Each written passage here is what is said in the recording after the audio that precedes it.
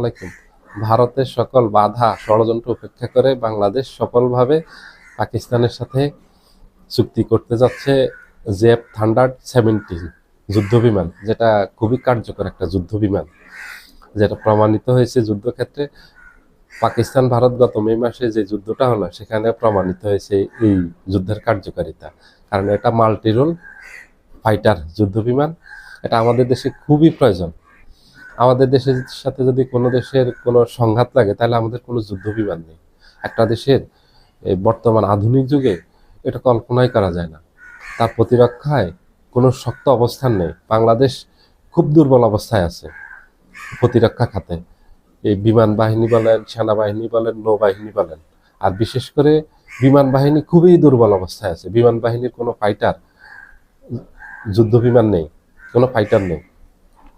জেএফ-100 এটা multi role, এটা একাধিক কাজে ব্যবহার করা যায়। এটা আকাশ থেকে আকাশে এই ব্যবহার করা যায়, এটা আকাশ থেকে স্থলে হামলা করা যায়, আকাশ থেকে আকাশে হামলা করা যায়, আকাশ থেকে এই নেভালে অ্যাটাক করা যায়।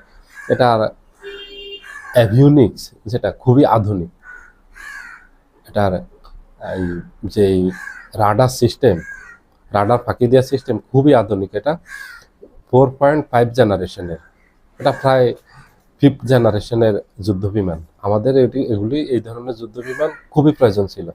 এখন আমাদের সাথে যদি আমরা জানি ভারতের সাথে আমরা কখনোই পারবো না, ভারতের বিশাল শক্তি, কিন্তু আমাদের ন্যূনতম শক্তিও তো থাকা প্রয়োজন। ভারত একটা ডিল মারলে, যদি 1000 ডিল মারে তাহলে আমাদের তো একটা ডিল হলেও মারতে হবে, আমাদের তো প্রতিরোধ করতে হবে। যাই পারি না পারি সেটা পরে দেখা যাবে, প্রতিরোধ করার মতো কোনো অস্ত্র তো আমাদের নেই। এবং এতে বোঝা যাচ্ছে পাকিস্তানের সাথে যে যুদ্ধ বিমানটা কিনতেছে এটা চীন পাকিস্তানের যৌথ উদ্যোগে তৈরি। এটা আরো অনেক দেশ কিনেছে, মিয়ানমার কিনেছে, নাইজেরিয়া কিনেছে, ইরাক কিনেছে, আরো কয়েকটা দেশ কিনেছে এবং কয়েকটা দেশের সাথে চুক্তি আছে, যেহেতু এটা কার্যকর খুব।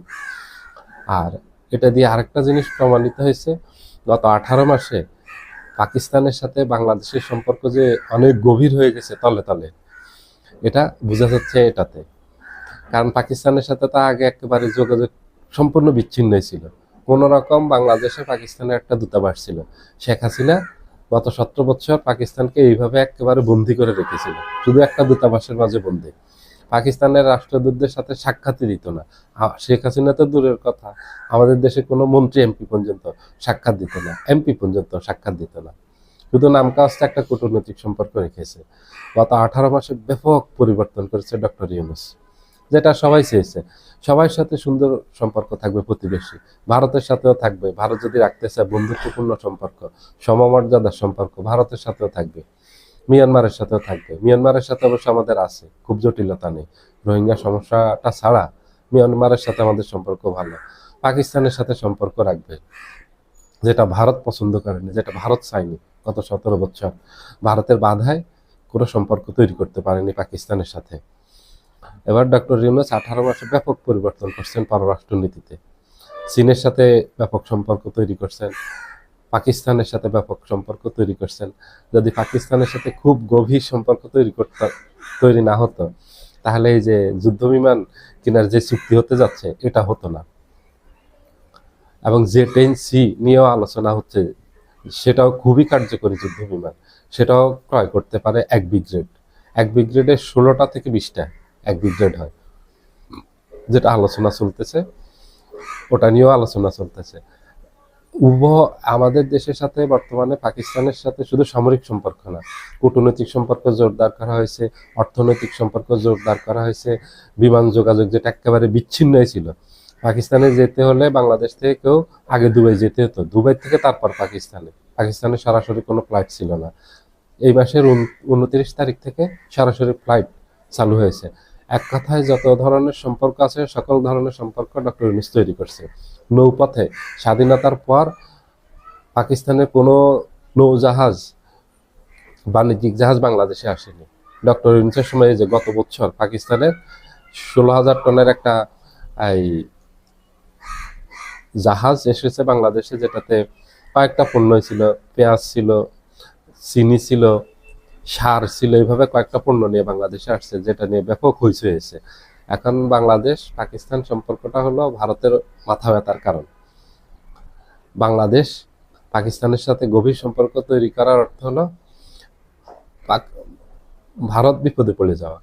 কারণ চীন, পাকিস্তান, বাংলাদেশ একটা জোট করতে যাচ্ছে, যেটা গত 1 বছর থেকে আলোচনায় আসছে। সেখানে ভারতকে বাদ, তো চীন, পাকিস্তান, বাংলাদেশ যদি জোট করে তাহলে তো ভারত বিপদে পড়বে। ভারত চারিদিক থেকে ঘেরায় পড়বে, চারিদিক থেকে ঘিরে ফেলবে। একদিকে চীন, একদিকে পাকিস্তান, একদিকে বাংলাদেশ। ভারত মাঝখানে মহা সংকটে পড়বে, মহা বিপদে পড়বে এই চীন, পাকিস্তানের, বাংলাদেশের এই কৌশলের কাছে। ভারত এটা নিজের হাতে নিজে পড়েছে। ভারত হাতে ধরে সবাইকে শত্রু বানিয়েছে। দেখেন গত 18 মাসে ভারত বাংলাদেশের সাথে কি ধরনের শত্রুতা করেছে।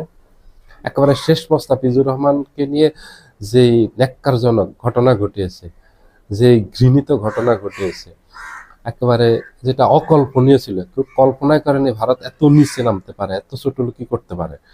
সেই ছোটলোকিটা ভারত বাংলাদেশের সাথে করলো। গত 18 মাসে বাংলাদেশের সাথে এক হিসাবে ভারত যুদ্ধ ঘোষণা করছে।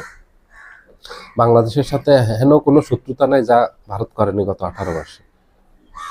এই সীমান্তে দিয়ে সীমান্ত হত্যা ভারত বন্ধ করেনি।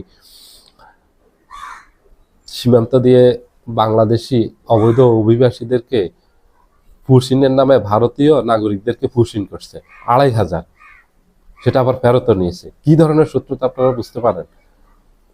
বিভিন্ন রাজ্য থেকে তাদের নাগরিকদের ধরে এনে বাংলাদেশকে হয়রানি করার জন্য এই বর্ডার দিয়ে যে এগুলি বাংলাদেশের নাগরিক ঢুকিয়ে দিয়েছে।